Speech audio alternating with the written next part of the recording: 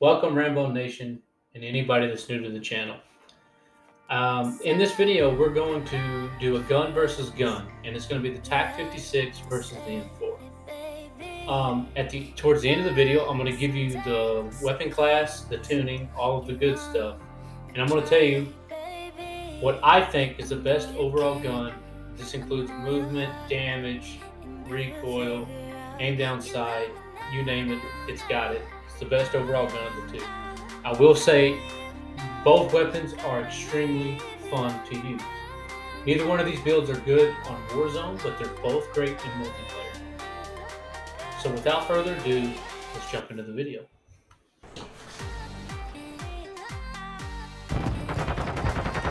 Zoom here, these guys not spawning where you want them to spawn. Yeah. Damn.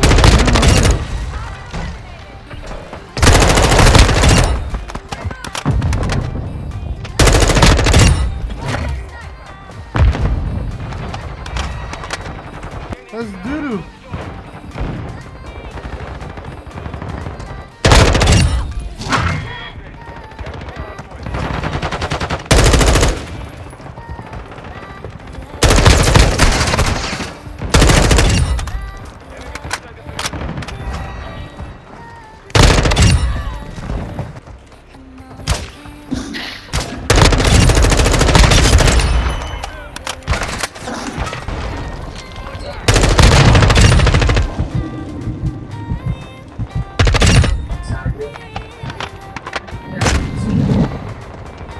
We make save.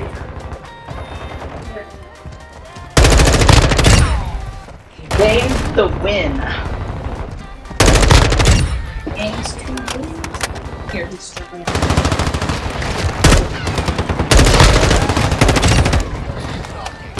Look, he's in my...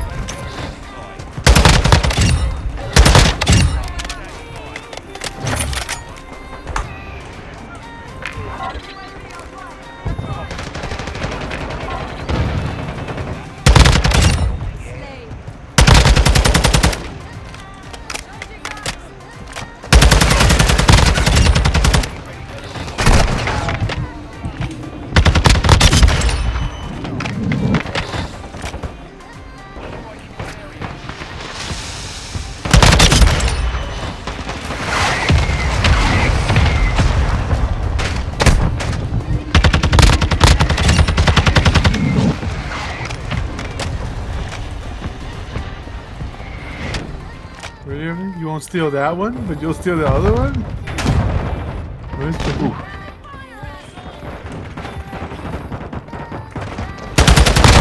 Drop the dudes now. It's mean.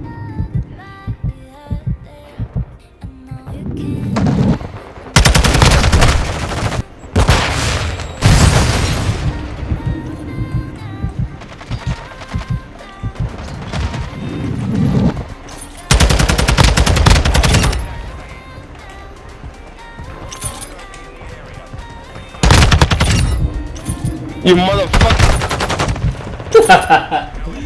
Oh, that dude got smoked.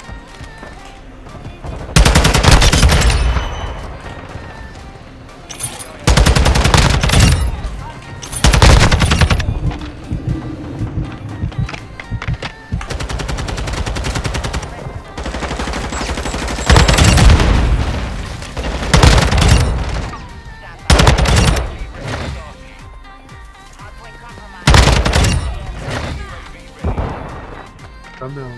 Thumbnail. Hey guys, now for our weapon attachments. I promise you I'll give them to you, and this is what we're running. Okay, I'm going to take you through each individual attachment that I have and go through the tuning as we go to save you time, and I know you're ready to fry out, so let's get it. We're going to start with the muzzle, and I run the RF Crown 50. It helps with the recoil. It does hurt your aim down sight speed a little bit, but it doesn't hurt it enough to worry. This is something I recommend. I do turn the aim down sight speed up on the tuning just a little. Put it somewhere around 0.30, 0.31 towards aim down sight speed. The gun kick control, I max out. And then that takes care of the muzzle. For the barrel, I run the high tower 20-inch barrel.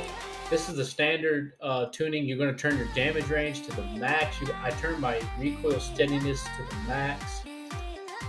And once I take you through the attachments, I'll take you into the firing range, and I will show you how the gun handles, even though you've already seen it, but just to show you what it looks like from your point of view now, so you can be confirmed that I haven't changed the build.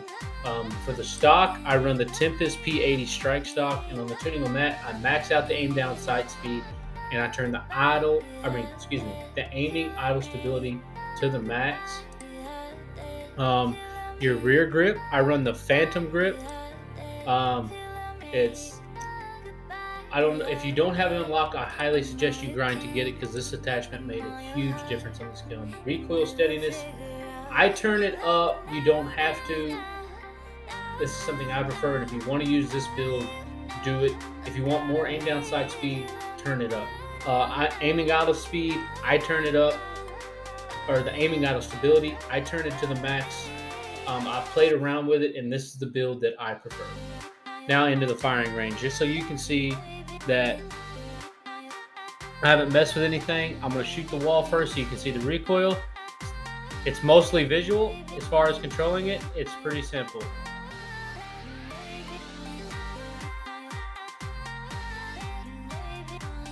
You gotta hit your shots, Johnny. Hit your shots. So as you can see, it's got a little recoil, not much. Most of it's visual. And if you control it, it takes very little effort to control this recoil. Now we can move on to the taq-56. This gun was so fun. We're going to start with the muzzle again. And again, I run the RF Crown 50. And the tuning, I do turn the aim down sight speed up to about 0.31, 0.30, somewhere in there. The gun kick, I max out. The barrel tuning, it's there. I don't turn the recoil steadiness on this because the gun is slower with movement than the M4. So I do not turn the recoil steadiness up, but trust me, you do not need it maxed out. I run the Commando foregrip. I run the recoil stabilization. I do turn up a little bit. The aiming idle stability, I turn maxed out. I do run a magazine on this one because for me, I always felt like I needed more ammo using this gun. Does it use as more ammo per kill than the M4? No, but for whatever reason, this is what I prefer. Like I said, I've played around with this. I've messed with it. This is the build I prefer. If you didn't want to use a magazine, which is understandable, you can put a stock on. And if you do, I suggest the Cardinal or even the Tactic Brute stock that I do not have unlocked yet. Moving on though to the rear grip, I run the FS Combat to help with the recoil control. I turned up the aim down sight speed on this, and the sprint to fire speed I turn up to about 0.9. And again, this is something that I've played around with. This is something I prefer, but if you want this build, I will reiterate, this is what you want to run. And I'll take you to the firing range with this gun as well. And as you can see, the recoil is not bad. I'm going to show you on the wall so you can get a good image. It's really not moving.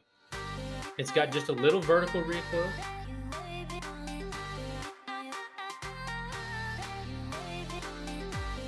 But other than that, the gun is, it's really fun to use. And I really hate to pick a winner But for me, I would go with the M4 simply because of the movement speed is better. There's several fights that I've lost that I could have won if my gun movement speed was just a little bit better. They both kill relatively the same. Their range is relatively the same. The aim down sight speed I would give to the M4. The damage output I would probably lean towards the TAC. But overall, best gun in this situation, I would go with the M4. Just because of the movement speed is just that much better. And the M4, even though it may not have the damage that the TAC does, it makes up for it in movement. The aim down sight speed, they're relatively the same. They're really close. It's so close that I don't want to call. And if you tune it, you may even get faster. Like I said, these are the builds I prefer. So guys, make sure to like and subscribe on this video.